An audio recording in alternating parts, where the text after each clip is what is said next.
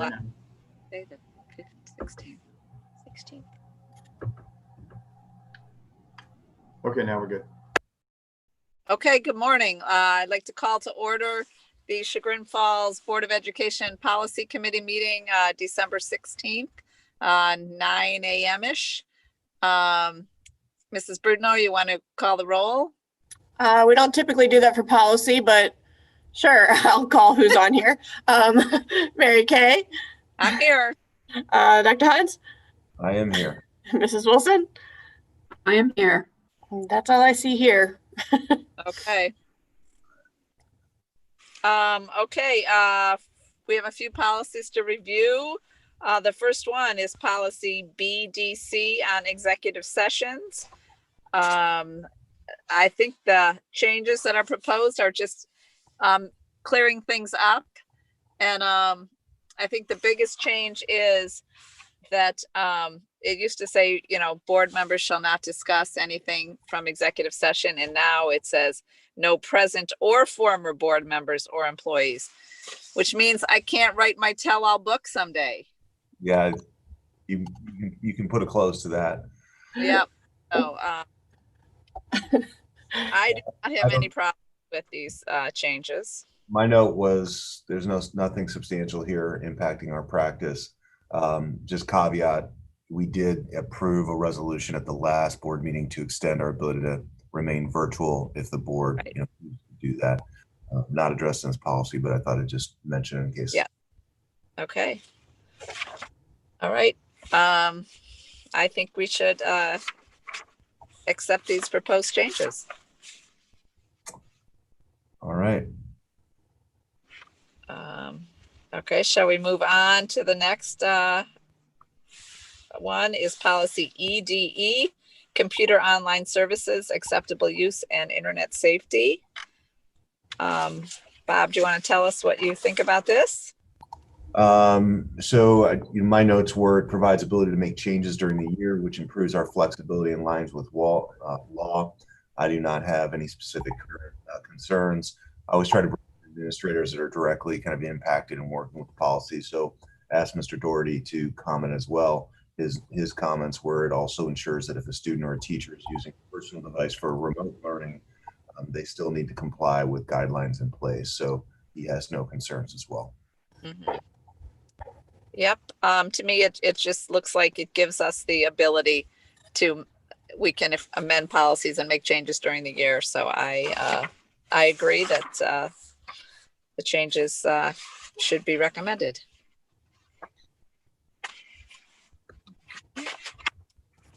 All right. Anyone else? That's it, I guess, for that one.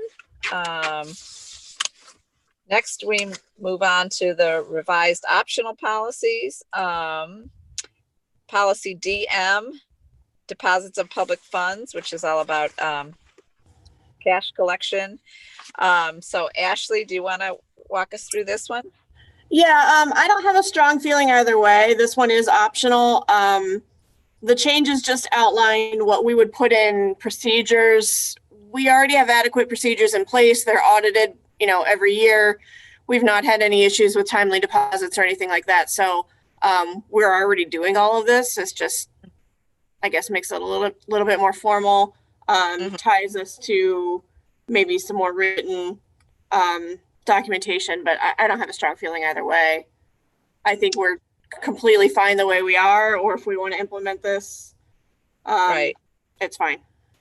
And I totally agree with everything you said. I think my only additional comment is that the next time we go to adopt this policy is when we're like, oh, wait, but we didn't adopt the last suggested one. So that's the only thing, but it's not worth it for that as long as I think with this one, we'll know that we didn't adopt the last because ours is very just short and concise now. It doesn't have. Yeah. Listed, yeah. so. I mean, it's governed by revised code. So, we don't really have a whole lot of option. Yeah. This is just kind of expanding on it and making it makes the policy a little bit more complicated and has some more teeth to it, but And we have to follow the law whether the policy says so or not. Yeah. So, Bob, do you have any thoughts on this one? I don't. This is Ashley's Mhm. wheelhouse, so. Yeah. So Whatever. Ashley, I'm say good. it's your call. I mean, from a board perspective, do you feel like the policy needs more teeth, or are you okay with the way it is? I mean, seeing as I've been on the audit committee for years and years and years, I mean, I know that all these things go on. So, I mean, it's the big part was, you know, that you got to deposit money over $1,000 the next business day. I mean, that's been there all the time anyway. So, Yeah, that's in the code. and I know you have procedures that you're in the middle of an audit right now that, you know, if you weren't following the required procedures by law, we would know about them. So, Yeah. I don't know. So leave it, Sometimes make it easier. more. I Alright. don't know. I would suggest leaving it alone then. Okay, then let's pass on this for now. Okay. Then we're back to computer network stuff again. So this is EDE-E, which is the computer network agreement form. Barb, is this the form that's under current policy summary changes? Is that what we have in our current policy? Under EDE-E? That is correct. Whatever is under current policy on the second column in is what we have currently in place. So Yes, like we just have a student form where this one that they're proposing can be for students or employees. But it basically says the same thing. So Mike, Wait. Marty, I know is on here. Mike, can you jump on with your video? Yep, I'm here. Are these what we're having students sign currently? And I mean, or do we have something that we've modified or changed? We have something similar in the student handbook. So when they sign the student handbook, they're agreeing to all the similar stuff.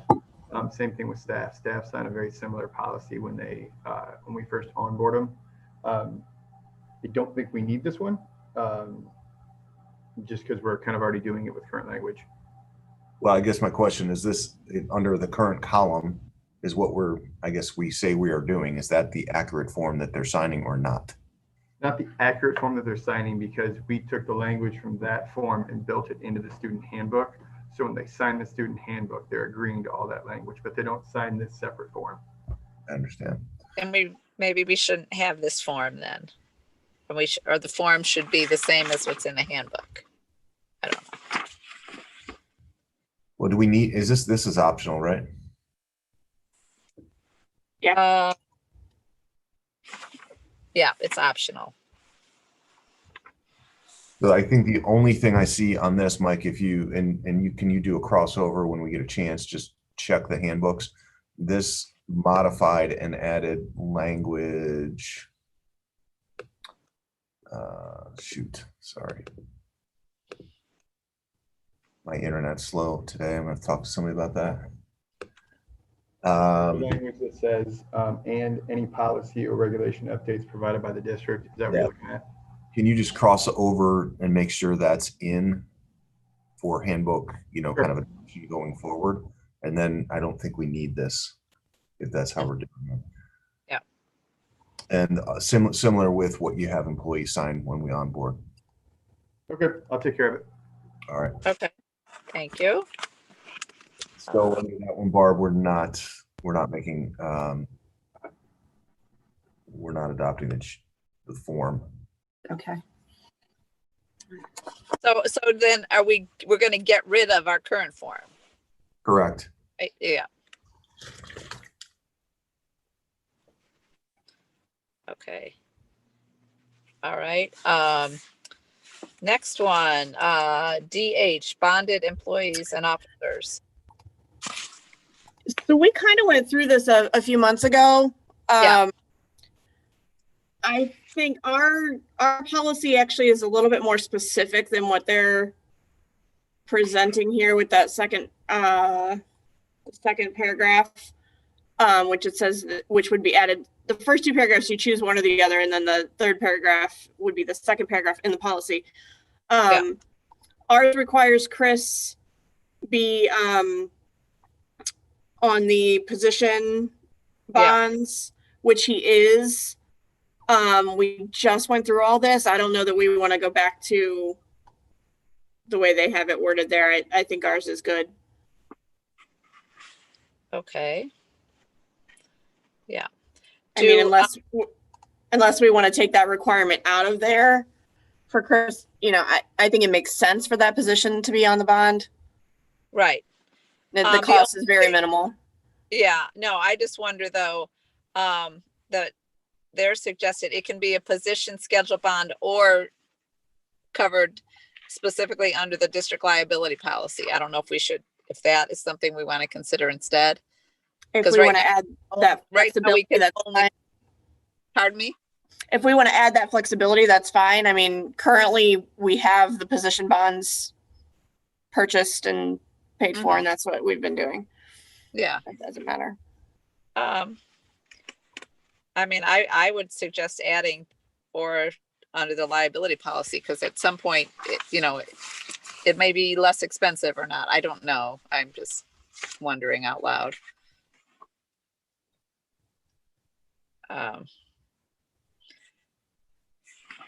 Because that is an option. That didn't used to be an option, but now it is. So, so it would just give us some flexibility Okay. next time. I have no issue adding that. I don't want it to say the way they've changed the paragraph there. It makes it a little bit less specific where we bring in superintendent, board president, and director of operations and strategic initiatives. Uh-huh. Here, they just have superintendent, board president, and employees who handle funds are included. That's phrase, yeah. Right. No, I would just say, maybe add. Oh, it does say, ours does say, and employees who handle school funds. The superintendent, board president, director, outreach, and strategic initiatives, and employees who handle school funds are included at board expense in a position schedule bond. So then maybe after that, just add the or under district liability insurance policy. Yes, Because we do have liability, we have crime coverage, we have Right. all of those things within the insurance. And then right. the individual positions are on the bonds. So Yeah. yeah, maybe just add that phrase.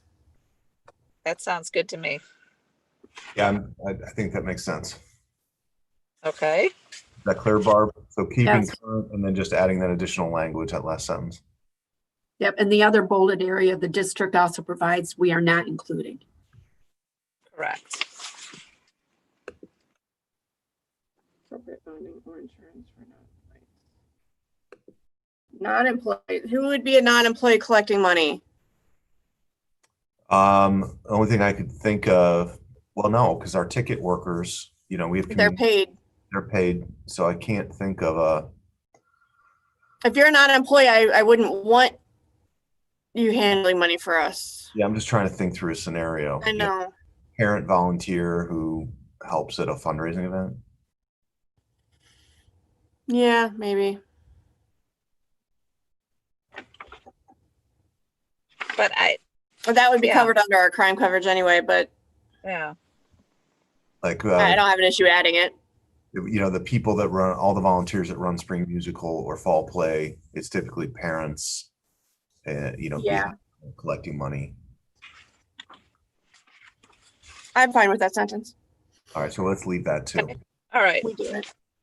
And then the last one that's struck, position schedule bonds, that's deleted from our current policy then? I mean, by definition, a position schedule bond is for a position and not a person anyway, so it doesn't matter. Yeah. You could take the sentence out, it doesn't matter. Okay.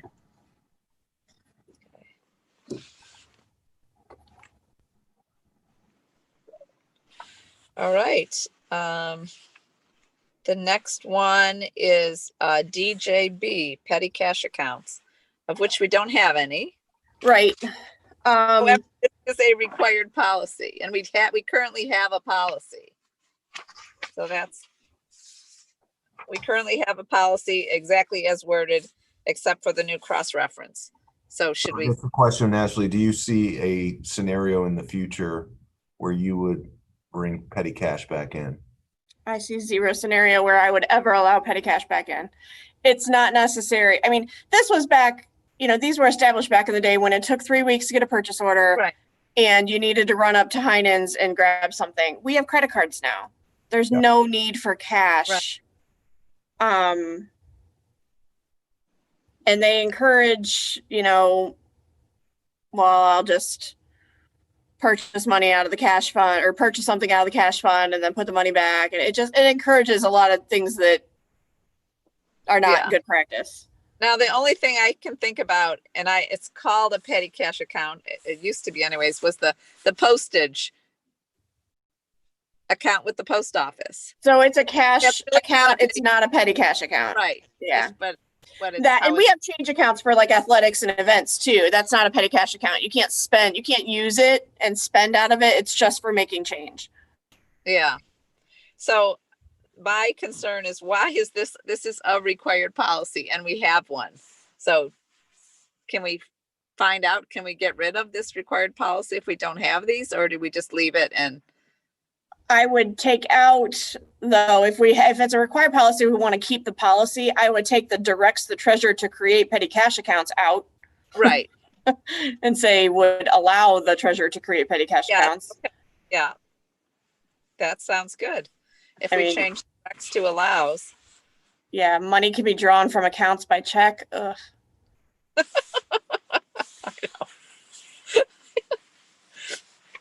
Yeah, you want to rewrite it? I would just take the allows. Okay. I would take directs out and make it allow. Okay.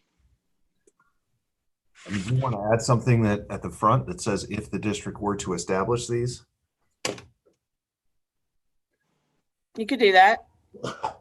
It kind of intimates that we don't necessarily have them. Yeah, if the district chooses to maintain petty cash accounts, the board directs the treasurer to create petty, yeah, let's do that. If the district chooses to maintain petty cash accounts, comma, and then the rest of it, leave it.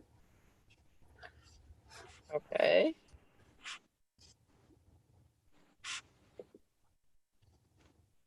Got that, Barb? I If I got get it. hit by a bus and the next treasurer is old school, then you have the option to do it if you want. What do you mean the next treasurer? I said if I get hit by a bus. Oh, okay. Okay. All right. Then I've got EDE-R, computer online services again. This is, to me, it's the same as our current policy. EDE-R. Yeah, the only note, I think this is from Mike, no concerns. We need to update Yeah. the books to include some additional information from the policy, and we'll do that. Yeah. Okay. Barb, No change. while I'm thinking this, can you make yourself a note to put these policies on the next principals meeting and admin council meeting, so we Sure. review. Thanks. Okay. And Bob, you had another one you wanted to add?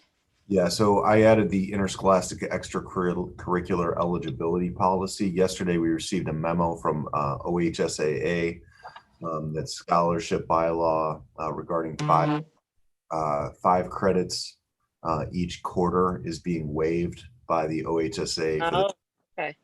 2021 school year. We believe that with our weekly eligibility that we maintain, that essentially says you cannot have more than one F. It's enough to monitor student eligibility. So we're recommending a change to the language in this policy. Mary Kay, we'll send this over to you so you can see it. All right. If you have any concerns, I'll But just, is it just for 1 year? yes, So do we change the policy or do we do a resolution to ignore the policy for a year? you could do that, but the way the policy reads, let me try to pull this up here. All right.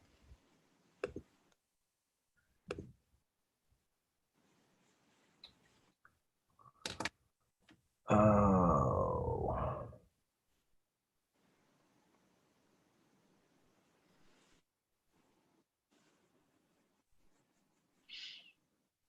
So it basically talks about how we're going to align with the OHSAA, and then Okay, it articulates everything that the OHSAA did.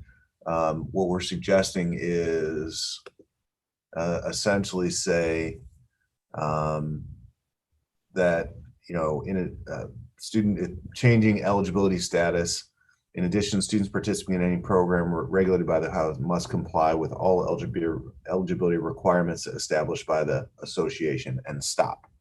So if you do that, they've established this, it's there, right, we align with it. When they go okay, back to the old, we don't, you know, we'll. right.